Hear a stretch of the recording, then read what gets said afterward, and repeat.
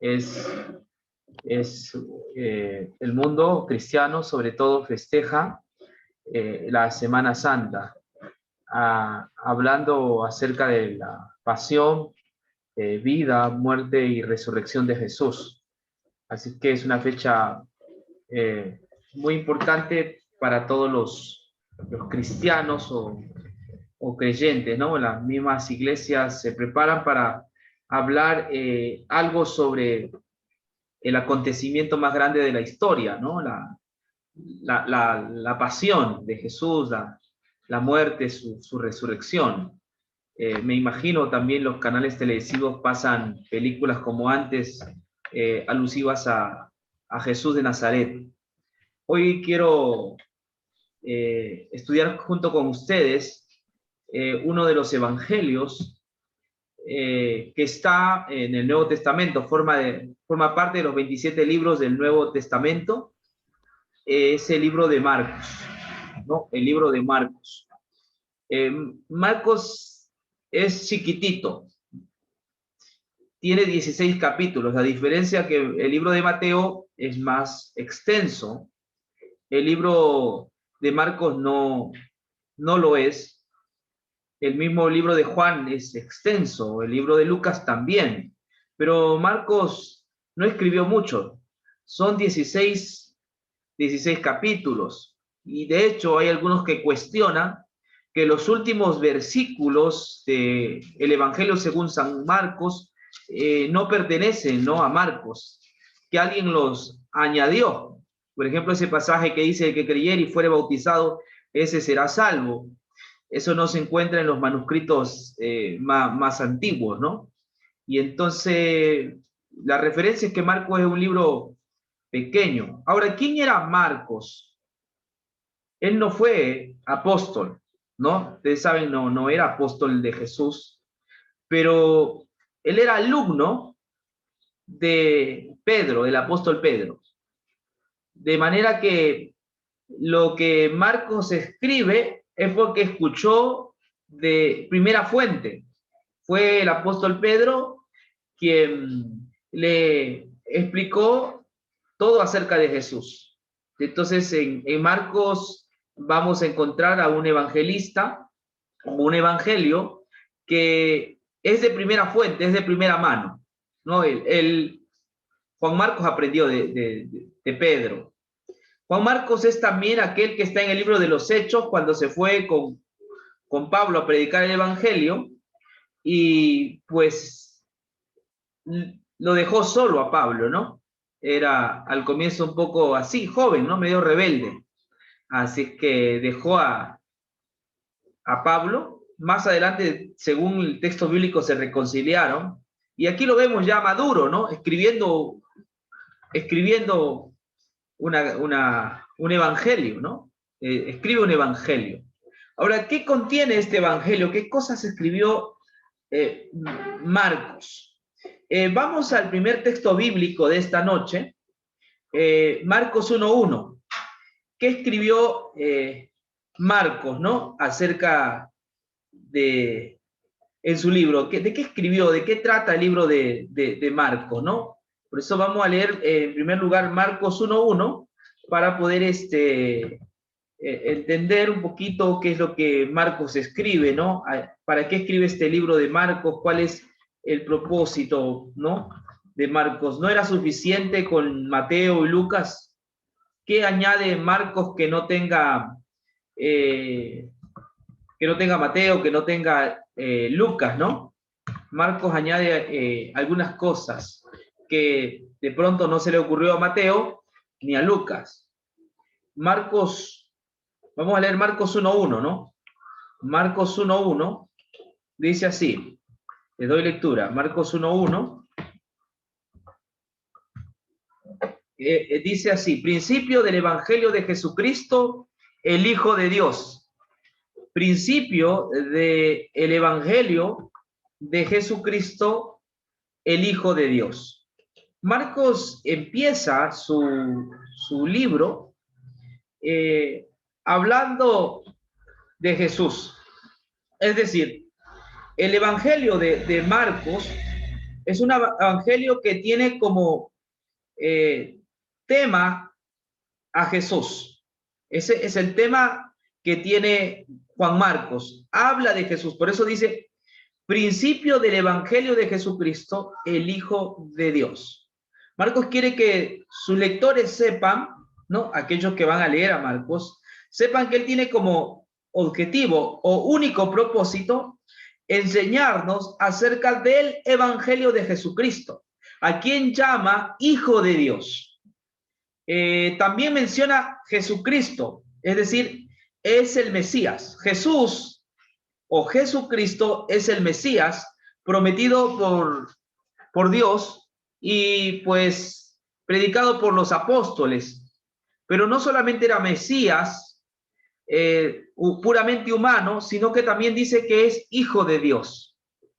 Entonces, en definitiva, el libro de Marcos tiene como referencia o como personaje a nuestro Señor Jesucristo.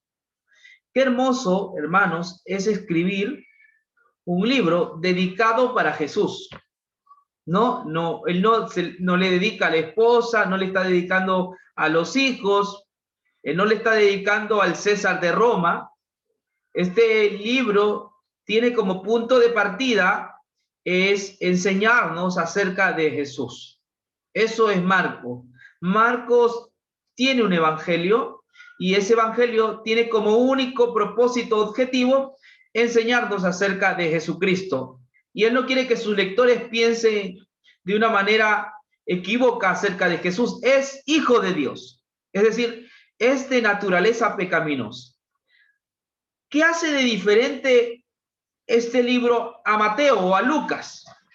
Lucas tiene una forma interesante de hablarnos de Jesús y va hasta el nacimiento, ¿no? Lucas va hasta el nacimiento, lo mismo hace Mateo. En cambio, Marcos se concentra en la vida activa de Jesús. ¿Sí? Marcos es alguien que no habla del nacimiento de Jesús, no habla de su infancia. Marcos se dedica a hablar de Jesús ya adulto, del Jesús que va a empezar un ministerio. Por eso dice, principio del evangelio de Jesucristo, el Hijo de Dios.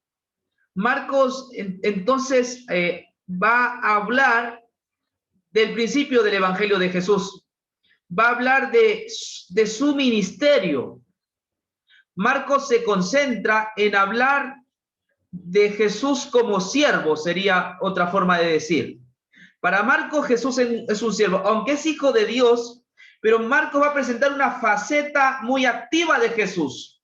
Va a presentar que Jesús es el siervo de Dios, que Jesús es el que ha venido, pero para servir, para hacer la voluntad de Dios. Marcos quiere que sus lectores se concentren en esa faceta de Jesús. Jesús es el siervo de Dios. ¿Por qué el siervo? Porque los siervos anteriores, es decir, el pueblo judío, los israelitas, ninguno de ellos pudo ser fiel a Dios. Usted va a ver siempre en Israel a un pueblo rebelde, obstinado, difícil y que constantemente traspasaba el pacto de Dios, constantemente transgredían las leyes de Dios. Pero ahora Marcos quiere presentar a un hombre llamado Jesús o Jesucristo, que va a ponerse en lugar de Israel, en lugar de nosotros, y va a ser siervo. Va a ser siervo, va a hacer la voluntad de Dios. En todo el evangelio de Marcos, ese es lo que Marcos nos enseña, que Jesús es, aunque es hijo de Dios, es de naturaleza divina, pero tampoco debemos olvidar que Él es siervo de Dios, que vino a tomar nuestro lugar y hacer lo que el hombre no puede hacer. Para Marcos es Jesús el siervo de Dios, que hace la voluntad de Dios. ¿Y cuál fue la voluntad de Dios? Es que Jesús, aquel que hacía milagros, termine en la cruz del Calvario, entre dos ladrones. Allí Jesús muere, pero muere para honrar a Dios. ¿Me comprende? Muere para cumplir con el mandato divino. ¿Se acuerdan ustedes que Dios le dijo a Adán, el día que comieres del fruto, ese día vas a morir? Bueno, Jesús viene y toma ese lugar. No murió Adán y Eva. Ese día en el Edén murió una ovejita. Años más tarde, el siervo de Dios, Jesucristo, que también es hijo de Dios, iba a tomar nuestro lugar e iba a pasar por el camino que el hombre había pasado, pero que no había logrado obedecer a Dios. Jesús le tocó pasar por donde Adán cayó, pero Jesucristo fue un siervo fiel, un siervo obediente. Fue a la cruz inclusive a pagar la deuda de nuestros pecados, a morir por nuestros pecados y de esa forma cumplir con el designio divino. El día que comieres ciertamente morirás. No murió Adán, no murió Eva, pero murió una oveja. Años más tarde, el Hijo de Dios tomaría ese lugar de esa oveja, recibiría el castigo, recibiría nuestra maldición y entonces haría la expiación por su pueblo. Sin duda alguna es bello ver a Marcos como nos presenta a Jesús. Nos presenta como un siervo humilde, un siervo obediente que hace la voluntad de Dios y aquella voluntad de Dios se ve en forma dinámica en la cruz del Calvario. Allí es donde Jesús entrega su vida completamente por nosotros y debido a esa vida perfecta, Jesús es levantado de la cruz con la resurrección. Es lo que Marcos quiere que su auditorio sepa. Bueno, una palabra, hermanos, que se repite constantemente en el Evangelio de Marcos, ¿no? En este Evangelio de Marcos hay una palabra que usted va a notar que se repite varias veces. Vamos a ver en Marcos 1:20. ¿Cuál es la palabra que más se repite en este Evangelio? Marcos 1:20, por favor. ¿Qué nos puede enseñar Marcos? ¿Qué quiere enseñarnos Marcos, no? Le voy a dar mi pantalla para que ustedes vean, ¿no? Hay una palabra que Marcos repite muchas veces. Aquí le voy a alcanzar. Muy bien, no sé si ven el texto bíblico, ahí está. Marcos 1:20, yo lo voy a leer en el español, dice: enseguida los llamó y ellos dejaron a su padre Zebedeo en la barca con los jornaleros y siguieron a Jesús. Enseguida los llamó. La palabra que se repite, y en el griego es mejor, ¿no? Porque en español no vamos a entender mucho, es eutis. Aquí ven, eutis. ¿Qué es eutis? Eutis es enseguida, ¿no? Luego, enseguida o luego, aquí está, eutis. Esta palabra eutis ocurre 51 veces, ¿no? Esta palabra eutis ocurre 51 veces y de esas 51 veces, 40 pertenecen a Marcos. Eutis es la palabra que más se repite en el Evangelio según San Marcos, y ahí se repite 40 veces, eutis, que quiere decir luego, o quiere decir también enseguida. Es decir, Marcos presenta a un Jesús que está constantemente en movimiento, no se detiene. Está en una comarca, está sobre un monte, está sobre el templo, está en una sinagoga, está sobre el mar, estás en el desierto, ¿me entiende? Marco enseña a un Jesús bastante dinámico, ¿no? Por eso que lo que más se repite es eutis, enseguida o luego. Siempre Marco va presentando a Jesús haciendo diferentes cosas. De esa forma cumpliendo la voluntad divina, haciendo la voluntad divina. Es el siervo de Dios. Como siervo siempre está activo, no hay un momento en que se detenga. Cuando vino a la tierra no hubo un momento que se detenga, constantemente estuvo trabajando, obedeciendo a Dios, lo que no pasa con nosotros. A veces nos detenemos, ¿no? Estamos algunas veces bien empoderados, con toda la dinámica y la fuerza, pero luego bajamos nuestro nivel. No, en Marcos Jesús está activo, hay movimiento, hay dinámica, Jesús está en constante trabajo, es el siervo de Dios, hace su voluntad, trabaja para Dios, viene a hacer la obra de Dios, viene a hacer la obra de Dios en lugar del hombre y por el hombre, va a sacar adelante al hombre. Es Jesús el siervo de Dios que saca adelante a los hombres. Es a través de su trabajo de Jesús que nosotros quedamos bien ante Dios.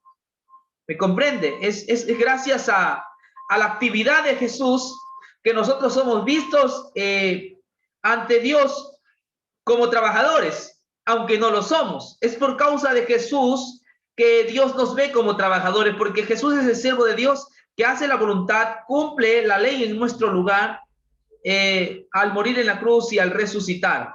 Entonces, hermanos, esto es lo que yo puedo ver en el libro de Marcos. Estamos en una semana que para los cristianos es importante. Yo quisiera que en esta semana podamos mirar a Jesús como el siervo de Dios, como aquel que hace el trabajo que nosotros no podíamos hacer, porque estábamos paralíticos, estábamos tullidos, no podíamos hacer ese trabajo. Jesús, tomando nuestro lugar, hace ese trabajo. Y entonces en esta semana deberíamos pensar en descansar en Jesús, pensar de que su trabajo a nosotros nos trae descanso, ¿ya? Nosotros podemos descansar. Yo no digo que se vuelva vago, sino digo de que descansa en el sentido de que no debe estar preocupado si va a ir al cielo o no va a ir al cielo.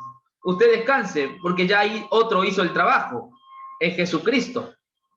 Usted no esté agobiándose todos los días, soy pecador, soy pecador, soy pecador, soy pecador. No esté agobiándose, soy pecador, porque ya otro hizo el trabajo. Jesús hizo el trabajo y por su trabajo usted es justificado, tratado como si nunca hubiese pecado. Eso es el evangelio, hermanos. Esas son las buenas noticias que Marcos nos trae. Por eso presenta a Jesús como el Hijo de Dios, pero que se convierte en siervo para hacer la voluntad de Dios. Cuando leo a Marcos puedo encontrar entonces también tranquilidad, descanso para mi alma.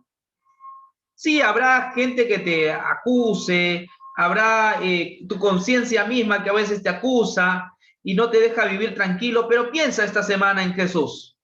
Piensa en Jesús como siervo de Dios. Piensa que ese trabajo de Jesús no lo hizo para Él, le hizo en nuestro lugar, hizo por nosotros y para nosotros, para sacarnos adelante. El trabajo de Jesús es el trabajo que a ti te va a dar descanso. Descanso de tu alma, te va a dar tranquilidad, te va a dar esperanza también, ¿no? Certeza de que todo lo que tiene que realizarse para nuestra salvación ya ha sido hecho por el siervo de Dios. Que en el trabajo del siervo de Dios nosotros estamos perfectos y completos. No necesitamos hacer nada más para ganarnos el cielo, pues todo lo ha hecho Él. Yo estoy hablando de reposar, de descansar en la obra que otro ha hecho. Tú puedes descansar en la obra de Jesús, estar tranquilo, no te puedes estar afligiendo y martirizando, martillando la cabeza, pensando, dudando de que si serás salvo o no serás salvo. Cuando tú mires a Jesús como siervo de Dios y como el siervo obediente, tú vas a descansar porque vas a saber de que ya Él ha hecho el trabajo, Él ha hecho la voluntad de Dios. Y en esa voluntad, dice el libro de Hebreos, somos santificados. En esa voluntad somos salvos. En la voluntad que hizo Jesús en lugar de nosotros. Esta noche, antes de irte a la cama, agradece al Señor por el descanso que te da gracias a Jesús.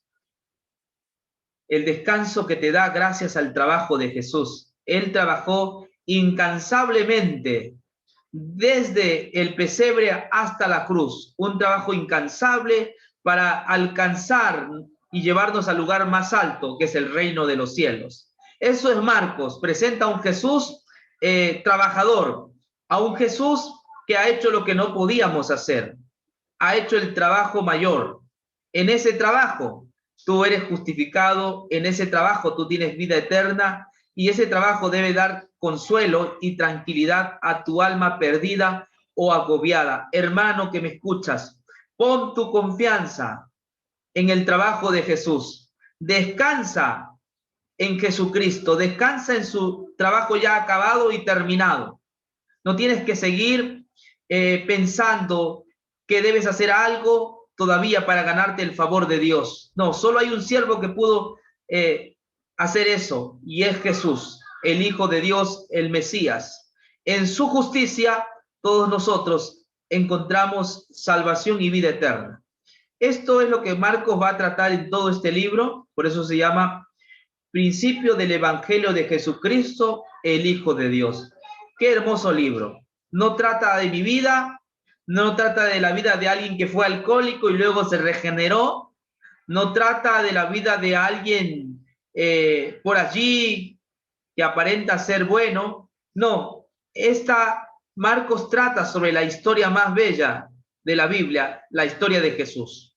Marcos dibuja a un Jesús que ha sido obediente a las demandas de Dios y en el cual el alma más pecadora puede reposar esta noche y encontrar en Jesús el perdón de todos sus pecados.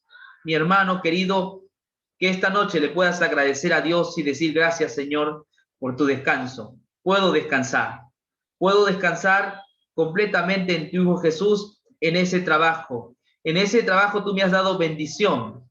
En ese trabajo tengo la vida eterna. Sí, hermanos, en Jesús puedes descansar de tus pecados.